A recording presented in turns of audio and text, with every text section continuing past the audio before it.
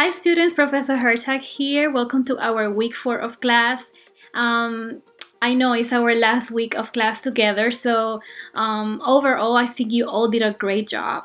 I am very proud of all of you. I'm gonna miss you, and I'm gonna be here around if you ever need to talk to me. So yes, just know that, okay? So let's go ahead and speak about our week 3 assignment. Create a schedule, right? We were trying to create a schedule, and some of you did a really good job using movie magic scheduling. So a few things about this assignment. Number one, it is important to stay consistent with the continuity of the scenes.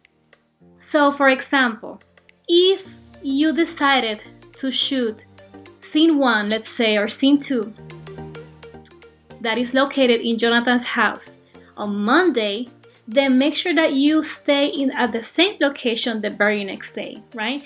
I think it will make more sense that you stay at the same place, just because if you go to a different place, and in this story, let's say that you want to record the scenes at the hospital, you don't know how far is the hospital from Jonathan's house. Remember, Jonathan's house is supposed to be at the beach, so you don't know how far is the house at the beach versus the hospital. So I prefer that you stay at the same location, so you guys don't have to move all this camera equipment, put it back in the vehicles, and then go back to your house, and then the next day go back to a different place. I prefer that you actually leave if it's possible, and based on the contract that you guys have with the office where you rented out that specific location, ask them if you can leave some of the equipment, so that way you don't have to use time of your shooting days, right, to accommodate all of this equipment and go back to a different place. I noticed that some of you decided to do some scenes at Jonathan's house Monday, but then on Tuesday you guys decided to go to the hospital, and then on Wednesday you decided to go back to Jonathan's house. I don't think logistically it's the best idea, and I hope it makes sense for all of you. So just know that it's important to stay at the same location, and then you move to a different place. This is pretty much like when you guys have a day off and you want to do so many things, right? You guys want to eat something at a good restaurant. You also want to do, probably the females are going to identify with me if you want to do your nails and your hair, and maybe you want to, go shopping. So you think about all of the things that you want to do, but you need to have a plan. You need to know where you're going to go first, because if the shopping mall is 50 minutes away from the restaurant that you want to go and eat, then you prefer, right, to go to the place where you're going to do the hair first, right, and probably go to the shopping mall that is next to that beauty salon, and then you go to that restaurant, right? So think about how you organize in your daily life, all of the things that you have programmed for that day. Okay, so the next thing will be to make sure that you provide breaks. Not only meal breaks, but also breaks for cast and crew members to do, different things during, between scenes. So for example, if you have one scene during the daytime, scene 1, and let's say that you have scene 3, these are two different days. Therefore, if you have a break in between, you will allow the actors to go back, change their wardrobe, because the next scene is going to take place in a different time and a different day. So they need to have time to change their wardrobe. They probably will need some makeup retouch, and they also probably will need some time to rehearse the next scene. And also you need to have your crew members, they need to actually change the setup of the camera, right? They need to place the camera and the lighting in a different location or at a different place. So for all of these reasons, make sure that you provide a break. When I say break, I'm speaking about, rehearsal, blocking time, makeup retouch, wardrobe change in between each of the scenes that are going to be scheduled for that day of production. I mentioned before, make sure that the starting time is no before 8 a.m. And the reason why I say this is because remember, in a school project, you probably will need some help from your close friends and family members. And if you have scheduled 8 or 10 hours, it is better that these people that are not gonna get paid show up at 8, 8:30, 9, 10 in the morning, because they also have full-time jobs, they also have family members to assist. They probably have kids, to drop at the school. So it is important that you do not start so early in the morning. Also for safety reasons. I don't know how would you feel having to, have scheduled one of these production days, knowing that you say, okay, people, you have to be here at 6 in the morning, and it is already dark. It is dark, and there's a lot of females that are part of your crew, or you probably have some of the cast members that are female. So I don't know how you feel about this, but if I would be a female and I have to wake up at 4 in the morning to be on the road at 5, to be at 6 at a place, I will feel a little bit uncomfortable. So think about this before you schedule, before you make all of these decisions and you have the starting time either at 6, 7, 8 in the morning and so on. So just think about always the starting time. Another thing that I'm noticing is that I know that you guys are very creative, but make sure that you stay consistent with the color that you use for each banner or category. Make sure that you be very consistent with the font and the font size, and pretty much the color that you choose for each of the categories. If you're gonna assign the pink color for the production day banner, then keep it that way all the way until the very last day of production. You don't want people to get confused and see a schedule that is so colorful that yes, it looks pretty, but yes, it could be confusing. So I hope that you understand where I'm going with this, comment. Make sure that, keep it simple. You can keep it beautiful. You can add some color, but don't go, don't get excited and add all these different colors, because it could be confusing. If you're gonna use more than one different color, make sure that you're consistent. If you're gonna assign again production days in pink, keep it in pink all the way until the last day of production. If you're gonna use blue for wardrobe change, then keep it that way all the way until the last day of production, and so on. Okay? Another thing that I'm gonna suggest, and this is my last point in this video, make sure that you follow the assignment instructions.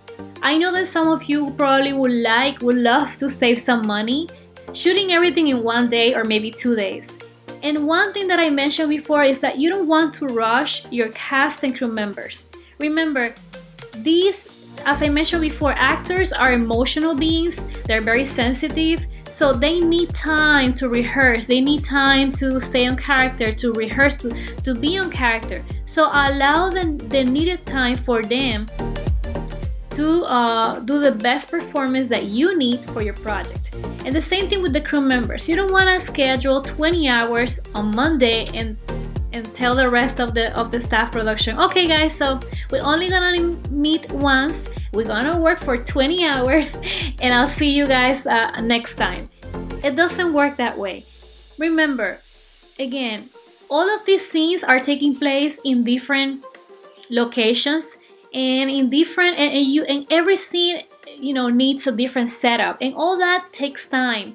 Wardrobe change takes time, makeup takes time, lunch breaks takes time, so think about all of the things that you have for one day, and it could be overwhelming. So stay, with the, if you wanna keep it in 3 days of production, good. But if you wanna go all the way to 5 days of production, that's even better. Okay? Allow the people to go back home, rest, spend time with their family, so they can give you their very best in this project. Make sense? So on week 4, on our last week of class, I have a few recommendations for your final project. And this is something that we already see on the reading instructions, right? It is important that you stay within budget, because if I am going to be that person who's gonna give you the money, let's say that you want to pitch an idea to Netflix, and you say, hey, this is my project, and this is how much this is the amount that I need to produce this let's say this film. And they give you exactly that amount, and you come back to me, the person who gives you the money, and say, hey, I did the film, and I only, I have, you probably are thinking, oh, well, I'm gonna use only $120,000. Well, the investor, which is me in this example, I'm gonna ask you, hey, so where are the $30,000 that you originally asked when you pitched this idea? From the point of view of an investor, when there's a lot of $1,000 missing, they can see you as a person that probably don't know what you're doing. Because if you're asking for a specific amount, you should be able to manage that money in those 4 or 5 days of production, correct? And my second point is, if you go to someone to pitch an idea, you need to do some online research first. If you're working in California is very expensive. So over there, they probably they're gonna ask you for a higher price for services. Crew members, probably the actors. If you want some experienced actors in your project, you have to pay the right fee. They have unions in California. ZAC, SAFRA, and among others. So you need to make sure that you know what you're talking about. So in this exercise, what I want to see is that you know how to distribute $150,000 in these days of production. I want to make sure that you know how to manage money, because if you have to pitch an idea in the future to Netflix, or to, let's say now they have Amazon Prime, right? They do film projects too. You need to make sure that you know your numbers. And I'm sure that you guys have seen before Shark Tanks. This is the same thing. You need to know your numbers, so when you pitch an investor, asking them, hey, can you finance my movie so you can hire all these great actors and buy all this great camera equipment?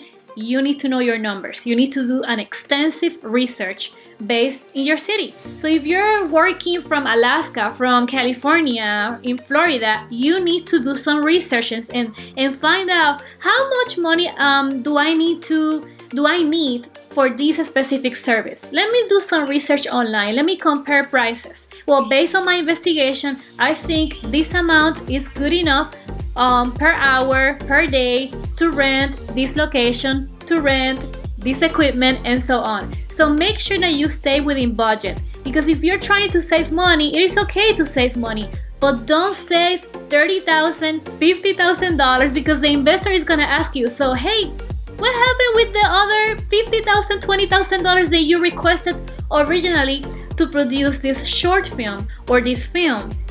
It's gonna raise questions, and you don't want. One thing that I learned in this industry is that you wanna establish a good relationship of trust.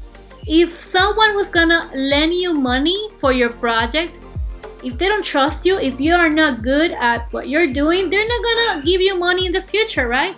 You want to be a trusted and reliable person, so in the future they can give you, right, the money that you need to produce your own short film, your own film. Okay, so moving along, last but not least, we're gonna speak about the total amount. It is important that you stay within the budget and you do not leave any of the totals. I'm gonna place an image right now on this video, but everything that is under total, do not leave it in blank. It is important that you add a price, add a cost, okay, to each of these accounts that we have on this budget. So with this, I'm gonna say goodbye for now, and I'm gonna wish you the very best. Remember, I'm gonna be here if you ever need me. And I hope that you guys had a great experience in this class. And yes, good luck, and thank you once again for being part of this term. Take care. Bye-bye.